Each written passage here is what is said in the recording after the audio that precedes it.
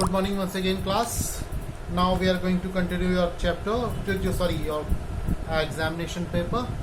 आपका जो मैंने पिछली बार बताया था कि शॉर्ट आंसर टाइप क्वेश्चंस और very short answer type questions में आपने किस तरीके से लिखा होगा तो आपको मार्क्स मिलेंगे.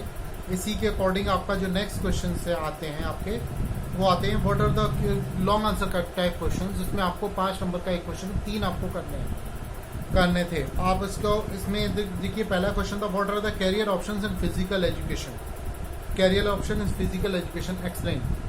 तो मैंने जो आपको पढ़ाया था, आपने अगर उसके अकॉर्डिंग लिखा है तो आपको अच्छे मार्क्स मिलेंगे. जो आप कह सकते हैं उसको आप उसमें ज़्यादा टाइम भी नहीं रखता, क्योंकि मैंने जो आपको दिया था बाकायदा चार्ट बनाकर, as a physical education teacher, as a coach, as a player और जो एज अ जर्नलिस्ट. तो ये बहुत सारे ऑप्शन थे उसमें आप कैसे कैसे अपने करियर ऑप्शंस ढूंढ सकते हैं फिजिकल एजुकेशन में, ये आपको एक्सप्लेन करके लिखना था.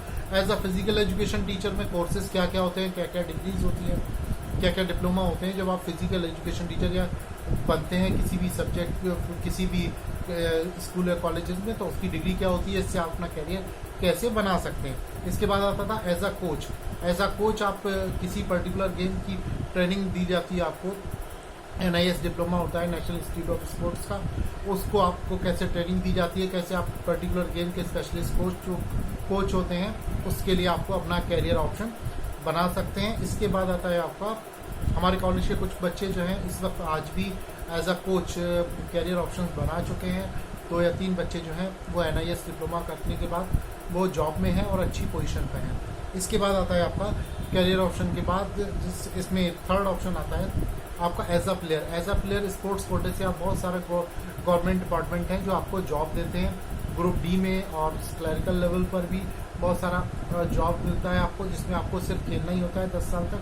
फिर आपको आपने उसमें डिपार्टमेंट में कोई भी पोस्ट पर आपको दोबारा से प्रमोट करके भेज दिए जाते हैं. जबकि डिफेंस में भी आपको स्पोर्ट्स कोटे से बहुत अच्छे ऑप्शंस हैं, लेकिन इसके लिए आपको एज अ प्लेयर आपको एक अच्छा परफॉर्म करना पड़ेगा किसी भी पर्टिकुलर गेम में. तो ये आपको लिखना था इसमें. इसके बाद मीडिया जर्नलिस्ट हैं और आप स्पोर्ट्स जर्नलिस्ट हो सकते हैं, उसमें भी आप अपना कैरियर बना सकते हैं. तो ये मैंने आपको ऑप्शन बताए थे, पढ़ाया था, इसका चार्ट बना के दिया था. अगर आपने इसी के अकॉर्डिंग लिखा होगा तो आपको अच्छे मार्क्स मिलेंगे. इसके बाद सेकंड क्वेश्चन था define yoga, right the meaning and its importance. Importance of yoga, जैसे आप शॉर्ट नोट से पूछा गया था, इसी तरीके से आपको जो है डिफाइन योगा क्या चीज़ है, meaning and its importance, importance क्या है योगा की, ये सारी चीज़ें आपको एक एक्सप्लेन वे में लिखनी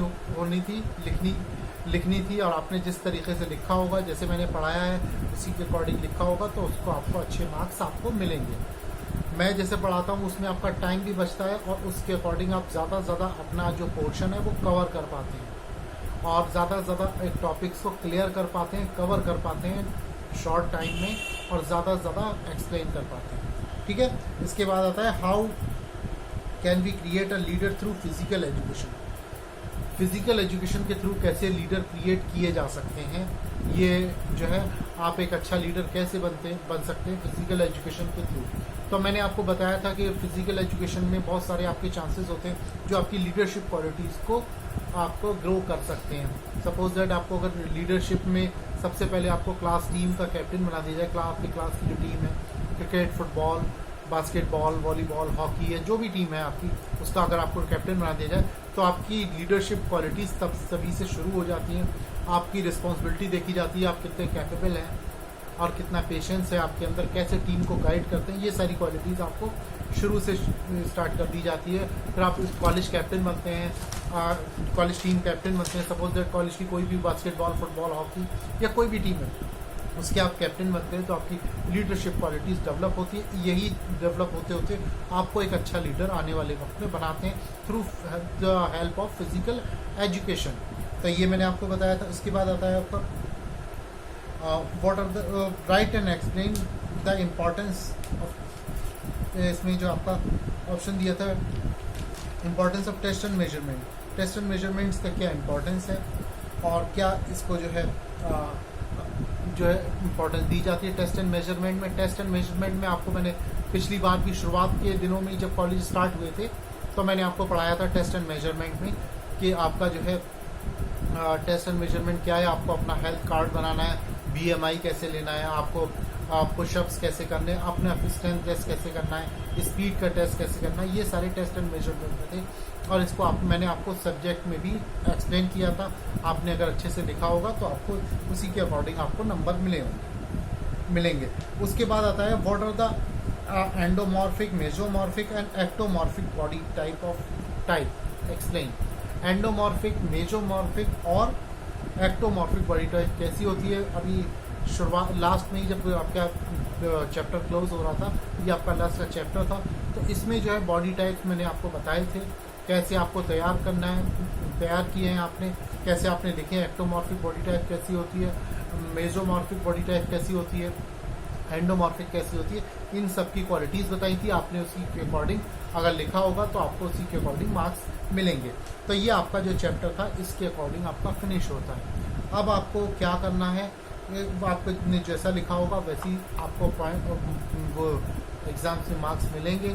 उसके बाद आप इन फ्यूचर अगर जो आपकी गलतियां रह गई हों, जो कमियां रह गई हों, उसको आप कैसे कवर अप करोगे, ये सारी चीज़ें इस पर मैटर करती हैं। आप उसको सीखोगे कि नेक्स्ट टाइम हमें जो है जो कमियां रह गई थी हम उसको पूरा करके अच्छे मार्क्स गेन कर सकते हैं। और ये स्कोरिंग सब्जेक्ट है, बी केयरफुल अबाउट इट। ये जो सब्जेक्ट है आपका स्कोरिंग सब्जेक्ट है, जो दूसरे सब्जेक्ट्स के मुकाबले आपको बहुत ज़्यादा मार्क्स दे सकता है। अगर आपने थोड़ी बहुत मेहनत कर ली इसमें तो आप अच्छे मार्क्स गेन कर सकते हैं और आपकी परसेंटेज जो है वो अच्छे तरीके से ग्रो कर सकते हैं। तो आप इसको इसी के अकॉर्डिंग लें। इसमें आपको ज़्यादा मेहनत नहीं करना पड़ती है, लेकिन आपने थोड़ा सिस्टमेटिक वे में पढ़ लिया, समझ लिया, तो आप अपने आप से भी इसको एक्सप्लेन करके अच्छे से लिख सकते हैं, बशर्ते इसको समझना, इस सब्जेक्ट को समझना बहुत ज़रूरी है। और ये सिर्फ आपके एग्ज़ाम में ही नहीं, आपकी लाइफ में, पूरी लाइफ में आपको काम आएगा। कैसे आपकी बॉडी टाइप होती है, कैसे टेस्ट एंड मेजरमेंट्स होते हैं, क्या योगा की इंपॉर्टेंस है, कैसे आप अपनी हेल्थ एंड फिटनेस का ध्यान रख सकते हैं। तो ये आपकी सारी ज़िंदगी काम आएगा। तो इसलिए आपके लिए हर तरीके से बेनिफिट्स हैं इस सब्जेक्ट में, इसी के अकॉर्डिंग आपको लिखना होता है। अब आपका जो नेक्स्ट टाइम जो है आपकी क्लास होगी उसमें मैं आपका नेक्स्ट चैप्टर 8 एनाटॉमी फिजियोलॉजी जो है वो मैं कंटिन्यू करूँगा।